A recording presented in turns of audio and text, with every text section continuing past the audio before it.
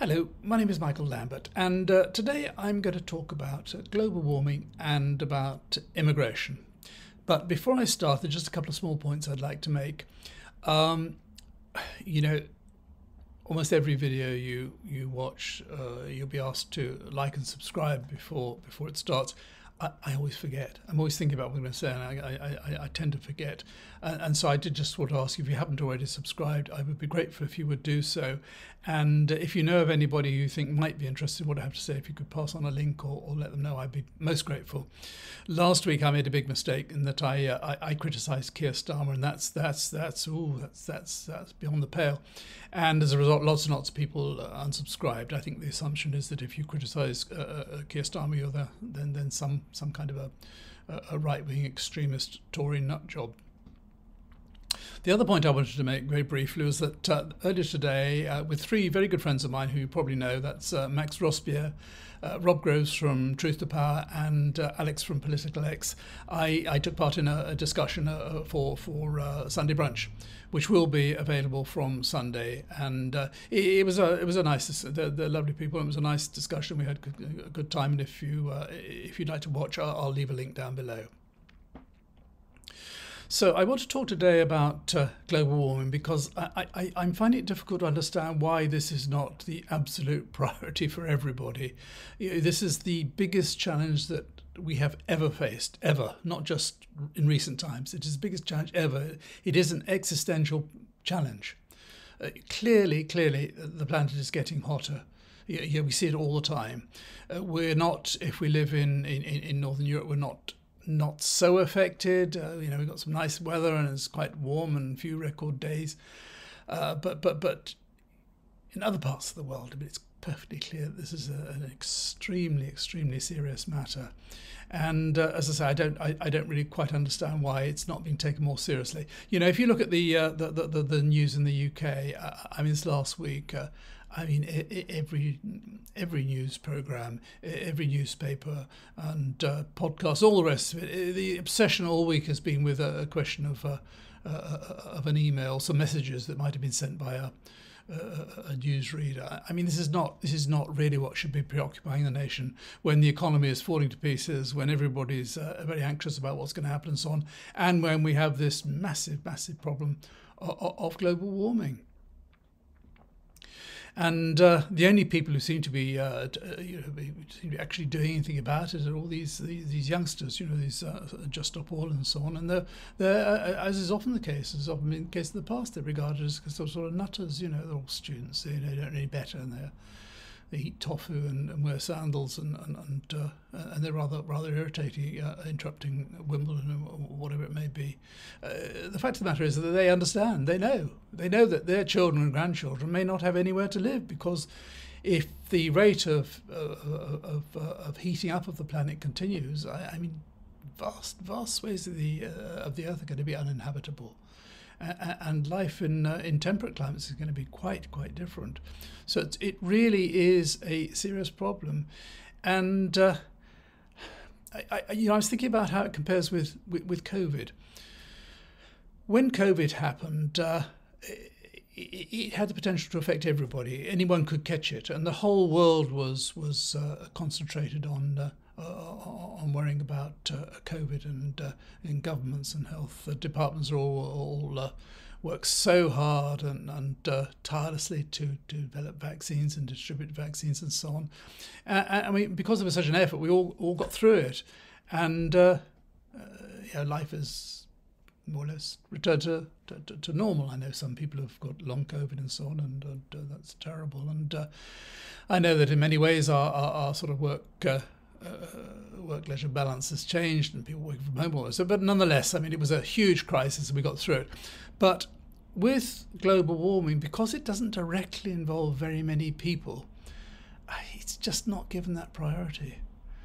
We watch the news on the television. It's never until about the fifth or sixth item you'll see a film. It may be from Japan, it may be from Spain, it may be from Oklahoma, and you'll see a town with this enormous torrent of raging brown water rushing through the high street with upside down cars floating along in it. And you think, well, I would like to be there, and glad I don't live there. And then you see all these forest fires. I mean, the forest fires this year all over North America, so many of them.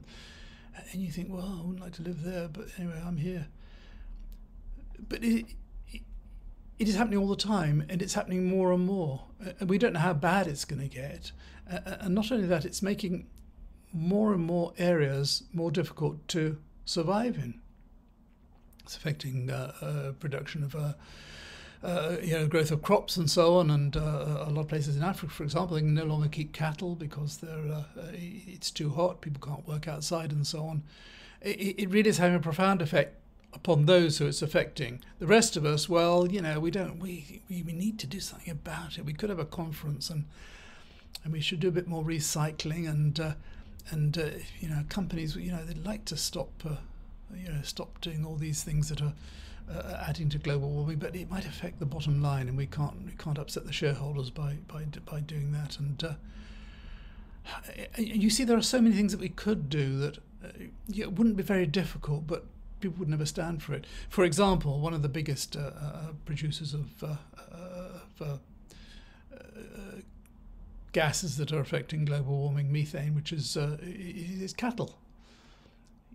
Sort of millions and millions and millions of cattle all over the globe that are emitting these gases all the time. Well, you could stop that, couldn't you? You couldn't, because nobody would stand for it. But I mean, it would make sense to say, okay, we'll stop it. 200% tax on beef. People stop eating it. And it's like airline travel. I mean, now we all go back to normal. We're all travelling all over the world. Travel off to, from London to Mauritius for a week sat on the beach. I mean, this is all contributing all the time, because it doesn't really matter, because it hasn't affected us yet. Well, it's going to affect us all in due course. And we all know, because the scientists keep telling us, that we're getting close to a point of no return.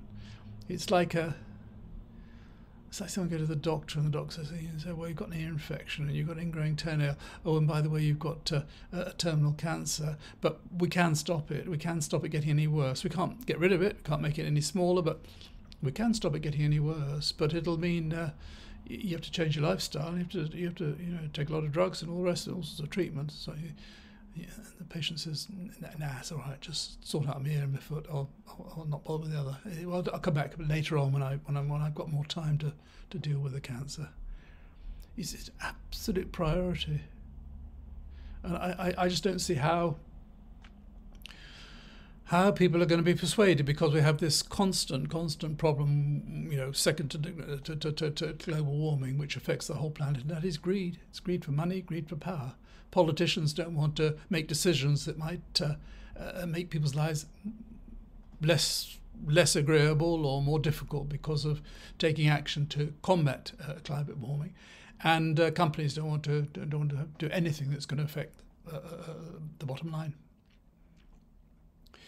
But one of the consequences, it seems to me, of global warming is that there are areas, particularly in North Africa, either side of the Sahara, where they're rapidly becoming uninhabitable.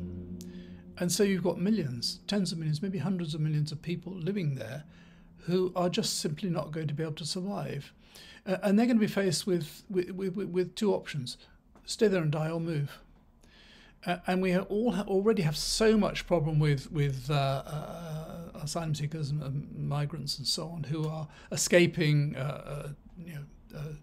dangerous regimes and so on, and whose lives are at risk if they stay where they are. And we know how much difficult, we know all the story about the boats and all the rest of it, and how much concern there is throughout Europe. I mean, I don't know how many people is it, 40, 50,000 a year crossing the Channel, and it's hundreds and hundreds of thousands crossing the Mediterranean.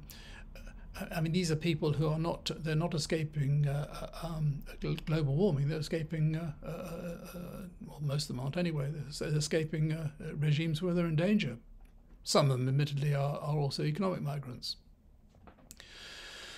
And so it seems inevitable that as things get worse, and as climate warming continues and becomes more of a threat, that more and more and more people are going to start moving.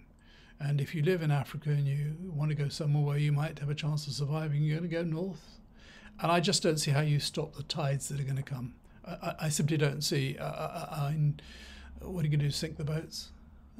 Right now, it's almost impossible. We, in the way that we've given all this money to France to try and stop asylum seekers leaving France coming to the UK, where I mean, pretty sure, isn't it, that the French, they want to see the back of these asylum seekers. They don't want hanging around in Calais and in the jungle and all the rest of it. They just want to see the back of them. So although they take lots of money and we spend lots of money in trying to persuade them not to, I think they kind of think, well, they want to go to the UK and we'll turn a blind eye. And I think likewise, I think I heard last week that the EU is going to offer €1 billion to Tunisia to try and stop people leaving from Tunisia. Well, the Tunisians, they'll take the money, but I mean, they don't want people coming from all over Africa and camping on their beaches and their towns and so on. They're very, very glad to see the back of them.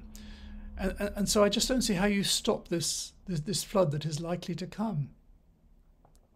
But there is one alternative. There is one other possible way that this could be approached. And I'm no expert on these things at all. I'm just trying to apply a bit of common sense and hope that it is just that. But it seems to me that it can't be beyond possibility of making some of these places habitable. The whole of Africa is bathed in sunshine almost all the time. And we know that you can get free electricity once you've got a solar panel. And why can we not help these people in these countries with prefabricated buildings, really well insulated, and provide these buildings and put solar panels on the roof so they've got some way of cooling the buildings, and then they don't have to leave.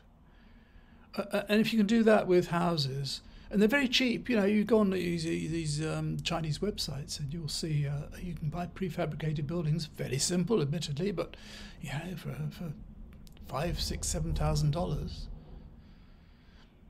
Solar panel on the roof. I mean, somebody's got somewhere to live where they're not going to die of heat. But of course, that isn't enough. You've got to then build towns where all the buildings are similarly covered in solar panels. But at least people could stay there and people could work there, and you could even get factories setting up. I mean, you presumably, if you're going to buy these buildings, you get them in China initially, but I mean, you could set up factories in Africa making these buildings.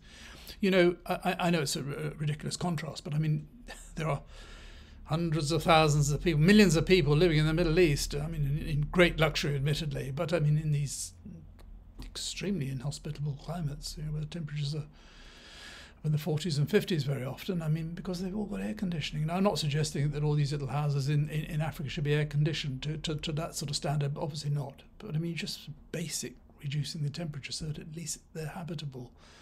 Now, as I say, I'm not an expert. It may be complete utter rubbish, maybe absolute nonsense, but I think that is a much better way to go than trying to pretend they're not going to start coming to Europe, where we'll find it impossible to cope with them.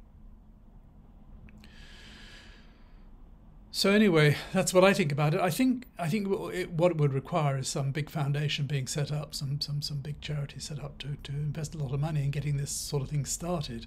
And once you've got it started, you can then all start looking at projects for greening parts of North Africa, which is not beyond possibility. I know a lot of people are looking at that and so on. But I think you have to really focus on how you make the places where these people are escaping from somehow or other habitable and, if possible, attractive places to stay. Otherwise, we've got a big problem. And as I say, going back to what I started, I think global warming is something we should all be thinking about it all the time. We should really, really focus on it. And it's nice that we sort out the rubbish and the plastic from the tins and so on and whatever it is. But it's bigger than that. It's really, really a big problem. We've got to think about how much we're driving when we needn't drive, and how much we're eating meat in particular, and so many other things where we're wasting money. It's quite frightening when you start to think about it. And we've only got one planet. We're not going to get another one. And there's no way it's going to turn around. It's like Brexit. It ain't going to turn around. I said I wouldn't mention Brexit. Anyway, if you've watched this far, thank you very much indeed. If you wouldn't mind subscribing again, I'd be very, very grateful. And so until next week, thanks for watching and bye for now.